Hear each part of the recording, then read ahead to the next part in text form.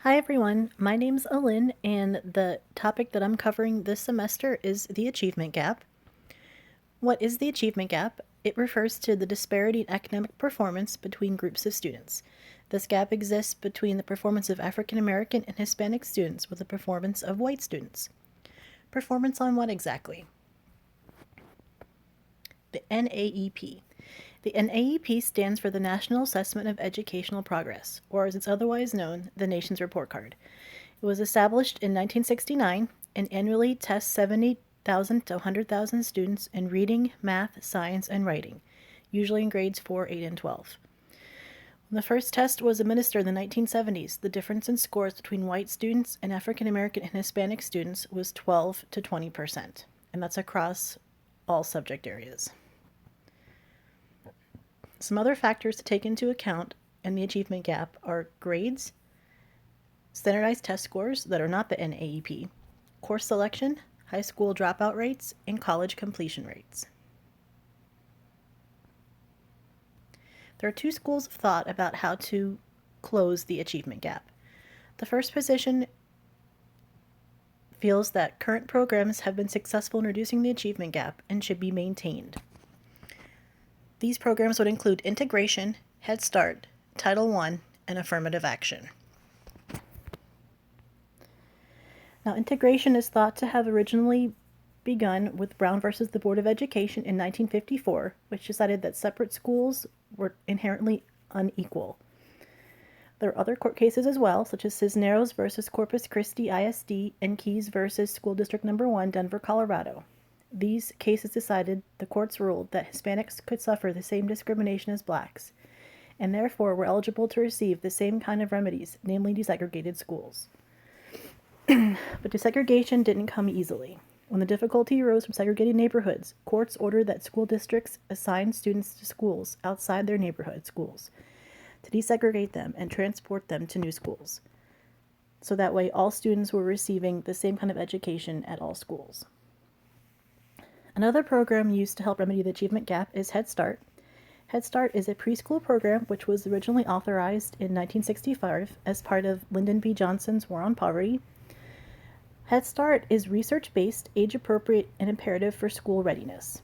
It is comprehensive, includes all behaviors and concepts needed for kindergarten success, inclusive, effective instruction for all students regardless of culture, language, background, or disability, reasonable number of objectives to focus on and effectively implement, measurable, observable skills, behaviors, and concepts. This framework helps to guide the Head Start classroom so all students receive a high-quality level of instruction to make them ready for the kindergarten level. Head Start also provides health screenings, oral health support, mental health support, and family support and housing stability and continued education. So it's an all-inclusive approach to educating young students. Another program designed to help close the achievement gap, Title I. Part of the Elementary and Secondary Education Act passed in 1965, it provided financial assistance to school districts that service large numbers of low-income families. Funds go to more and better instructional materials, educational innovations, and library improvements. As of 2010, 56,000 schools receive funds to help over 20 million students. And also affirmative action.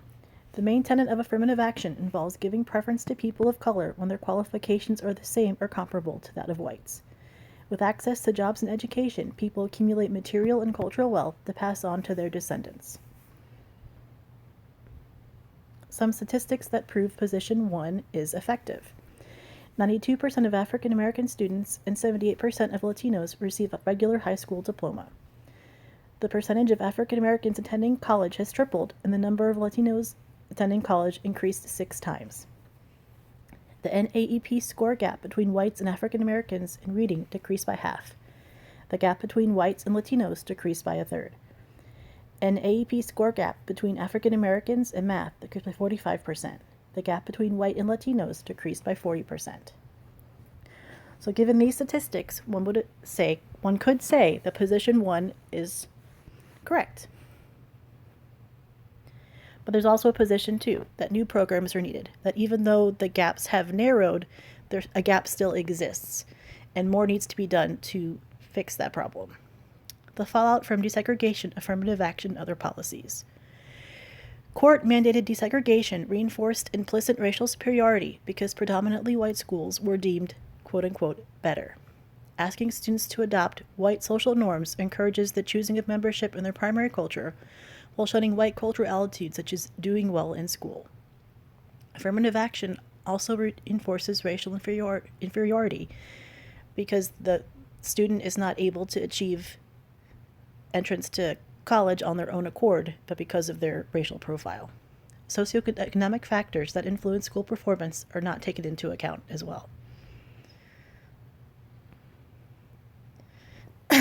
Another tenet of this argument is schools set students up to fail. Teachers are not adequately trained to academically support students of color. Low teacher expectations for students perpetuate self-fulfilling prophecies where students think they're not capable of doing well in school. Students are not presented with a curriculum that values their cultures and experiences, so they remain alienated from the curriculum and don't feel it applies to them. Students are not offered challenging coursework that'll prepare them for future success. Schools make it difficult for parents to become more involved in the school experience, and school districts do not have a standardized curriculum in place to remedy school switching within the district in a given academic year. Something that was designed to help fix some of these problems was NCLB, or No Child Left Behind. It was signed into law in 2001. It increases state and local accountability for progress of all students, encourages innovation in the creation of educational settings where high standards can be met, like at small schools, charter schools, requires that teachers be highly qualified, have a bachelor's degree, be state certified, and have knowledge of the discipline they teach. Improve family connection by improving communication, funding child care, and providing literacy instruction and providing tutoring. Because of NCLB, more students in low-poverty schools are being taught by highly qualified teachers. Parents are highly satisfied with their children's school. Graduation rates are improving. The achievement gap still exists, even with some wins being attained with this piece of legislation. Funding is still not being allocated efficiently, which means the schools that need the money the most are not receiving what they need. So I also included some information about the ESSA, Every Student Succeeds Act. This is not in the textbook, but the textbook was published in 2012, and this didn't go into effect until December 2015. It was signed into law, and it will be going into effect for the 2017-2018 school year. But I feel that this piece of legislation would have been included in the book if the book had come out at a later time, because this is definitely a program that is specifically designed to close the achievement gap. With the ESSA, states must come up with their own plans to address the following issues: testing English language proficiency, high school graduation rates, and closing the achievement gap.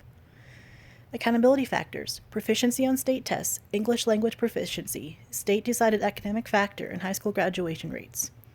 There's also more of a focus on one non-academic indicator, such as student engagement, college readiness, school safety, or even absenteeism. States are required to step in and remediate schools in the bottom 5% of all schools in the state, and any high school that has a graduation rate of less than 67%. Students are required to be tested in reading and math in grades 3 to 8 and once in high school. The high school exam can also be the ACT or the SAT if the state applies for this and is granted this option. And teacher evaluation does not have to be tied to student performance on test scores, which was required by NCLB. Time will tell if this piece of legislation, which doesn't go into effect till next school year, will succeed in closing the achievement gap. Because as far as we've come, we have much farther to go.